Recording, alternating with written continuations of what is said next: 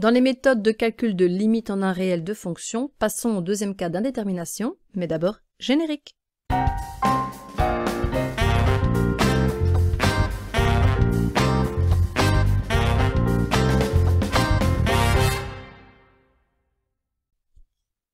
Le deuxième cas d'indétermination que l'on peut rencontrer quand on calcule la limite en un réel d'une fonction, c'est celui où on obtient 0 divisé par 0, ce qui suppose qu'au départ on a une fraction.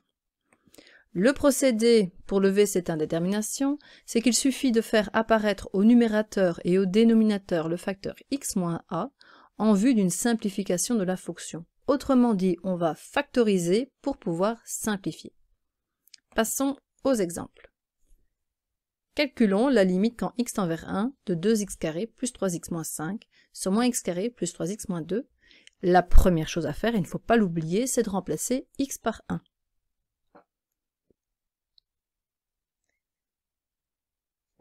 Quand on remplace x par 1, on obtient 0 sur 0, qui est donc bien un cas d'indétermination. On va donc chercher à factoriser le numérateur et le dénominateur. Pour le numérateur, j'observe qu'il s'agit d'une expression du second degré, donc on va calculer les racines pour pouvoir appliquer la formule de factorisation. Pour calculer les racines, on commence par le calcul du discriminant. Delta, c'est 3 au carré moins 4 fois 2 fois moins 5, ce qui vaut 49. Donc le numérateur possède deux racines, données par moins 3 plus ou moins la racine de 49, c'est-à-dire 7, divisé par 4. Donc l'une des racines est 1, l'autre racine c'est moins 5 demi. Pour le dénominateur, on a aussi une expression du second degré, donc on calcule les racines également avec le discriminant. Delta c'est 3 au carré moins 4 fois moins 1 fois moins 2, ce qui vaut 1. On a donc également deux racines, x1 et x2, qui valent moins 3 plus ou moins 1 sur moins 2.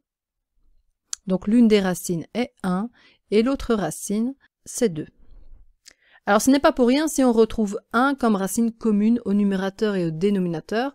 En plus, c'est le 1 pour lequel on calcule la limite. Ben oui, parce que si la limite quand x tend vers 1 donne 0 au numérateur et 0 au dénominateur, ça veut bien dire que 1 est à la fois une racine du numérateur et du dénominateur.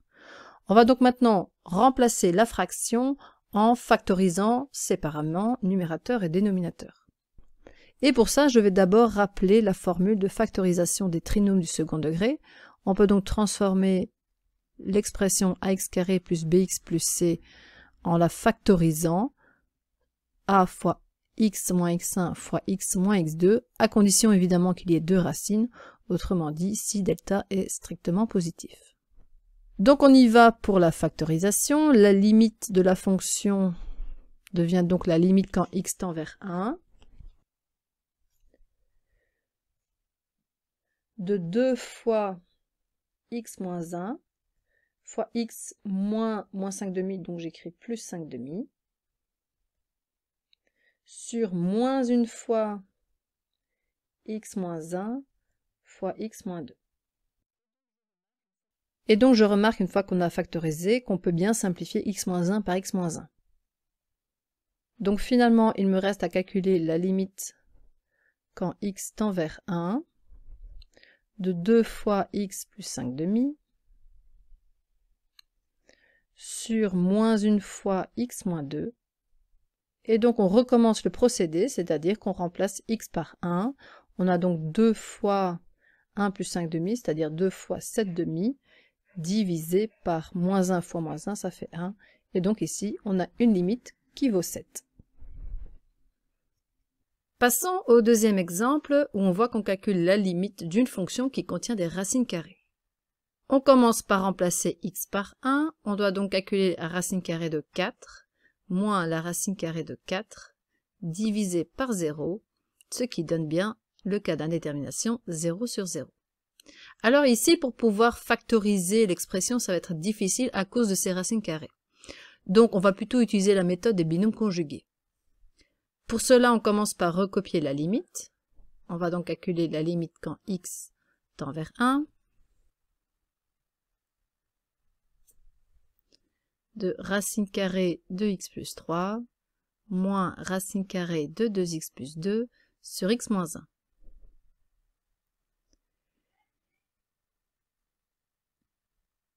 Et en fait, on va multiplier par le binôme conjugué du numérateur parce que c'est le numérateur qui contient une racine carrée. Le binôme conjugué de racine carrée de x plus 3 moins racine carrée de x plus 2, c'est presque la même chose. On va juste changer le signe entre les deux racines carrées. Alors, si on multiplie la fonction par cette expression-là, en fait, on modifie complètement l'énoncé. Donc, on va également diviser par la même somme, racine carrée de x plus 3 plus racine carrée de 2x plus 2. Comme ça, en vert, c'est comme si on multipliait par 1 et donc on ne change pas l'énoncé. À l'étape suivante, pour le numérateur, on est en train en fait de multiplier une expression du type a moins b fois a plus b. Donc on va pouvoir utiliser les produits remarquables. On obtient donc la limite quand x tend vers 1 de x plus 3 moins, attention, il y a des parenthèses qui apparaissent, moins 2x plus 2. Et au dénominateur, on va juste recopier x moins 1 et le deuxième facteur, racine carrée de x plus 3 plus racine carrée de 2x plus 2. On ne s'amuse pas à distribuer. Au numérateur, il reste alors la limite quand x tend vers 1 de x moins 2x, ça donne moins x. 3 moins 2, ça vaut 1. Et on recopie encore une fois le dénominateur. X moins 1 fois la racine carrée de x plus 3 plus la racine carrée de 2x plus 2. Et en fait, on se rend compte que là, le numérateur, c'est presque le dénominateur. En fait, c'est juste l'opposé. Donc, en faisant une petite mise en évidence, en pensant mettre moins 1 en évidence, on peut faire une simplification. En fait, quand je simplifie moins x plus 1 par x moins 1, il reste moins 1. Je dois donc calculer la limite quand x tend vers 1 de moins 1 divisé par la racine carrée de x plus 3 plus la racine carrée de 2x plus 2. Et donc, une fois qu'on a procédé à la multiplication par le binôme conjugué et qu'on a simplifié, on peut à nouveau remplacer x par 1. On obtient donc moins 1 divisé par racine carrée de 4 plus racine carrée de 4, c'est-à-dire moins 1 quart. Enfin, troisième et dernier exemple pour illustrer le deuxième cas d'indétermination, la limite quand x tend vers 2 de x moins 2 sur x cube plus 2x carré moins 5x plus 6, moins 6. On remplace bien évidemment x par 2, on obtient 0 divisé par 0, ce qui est le cas d'indétermination qu'on étudie. Et donc là, on ne sait pas factoriser le numérateur parce qu'il est déjà sous sa forme la plus simple possible. Par contre, pour le dénominateur, il s'agit d'une expression du troisième degré. Et donc pour factoriser une expression du troisième degré, il n'y a pas de formule, c'est plutôt une technique qu'on appelle la méthode de Horner. Horner, en fait, permet de factoriser des expressions à partir du moment où on connaît une des racines de ces expressions. Par exemple, ici, je connais très bien une des racines. Il s'agit de 2, puisqu'en remplaçant x par 2, j'ai obtenu 0 au dénominateur. Alors, dans la méthode de Horner, on va présenter les choses sous forme de tableau. Sur la première ligne, on va retrouver les coefficients des puissances de x dans l'ordre décroissant des puissances, c'est-à-dire que la plus grande puissance est x cube et il y a un x cube. En x carré, j'ai 2.